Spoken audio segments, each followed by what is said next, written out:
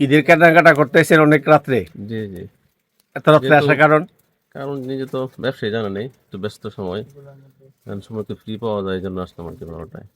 এবার ঈদ বাজারটা আইন শৃঙ্খলা পরিস্থিতি কেমন? না অনেকটাই ভালো। অন্যান্য বছর থেকে এবার অনেকটাই ভালো।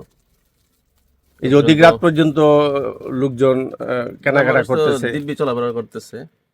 মোটামুটি মানে কোনো নিরাপদ, অনেকটাই নিরাপদ। কোনো রকম চুরি চিন্তা এরকম কোনো না ঘটনা? এখন পর্যন্ত আমরা শুনি নাই। অন্তত শহরে আরকি। সার্বিক পরিস্থিতিটা ভালো ছিল, জি, আইন শৃঙ্খলা জি। পরিস্থিতি? আশা করি ভবিষ্যতে ভালো থাকবে। অদ্যাবধি যেন ভালো, আগামীতে ভালো থাকবে। এই বিষয়ে সরাইল থানা পুলিশ এবং উপজেলা প্রশাসন তো কাজ করছে, জি। তাদের উদ্দেশ্যে কিছু বলেন। ওই তো আ আমাদের শহরবাসীর পক্ষ থেকে তাদেরকে আ অন্তঃস্থল থেকে ধন্যবাদ জানাই এবং ঈদ মোবারক।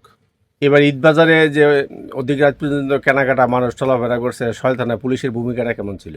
প্রশংসনীয়, অনেকটাই ভালো। কোনো অপ্রীতিকর কোনো ঘটনা ঘটে? নিরাপদে স্বাচ্ছন্দ্যে কেনাকাটা করতে পারতেছি। আপনি তো এখন যে আমার সাথে কথা বলতেছেন রাত জি, প্রায় ১টা, জি, আপনার একজন ব্যবসায়ী জি, এবং দোকান বন্ধ করে আসছেন, জি। তো এরকম আমরা অনেক শোরুমে গেলাম, দেখা গেছে অধিক রাত পর্যন্ত মানুষ কেনাকাটা ওই যে করতেছে। নিরাপদ করে ব্যতীত এই সময়টা বেছে নিচ্ছে আরকি।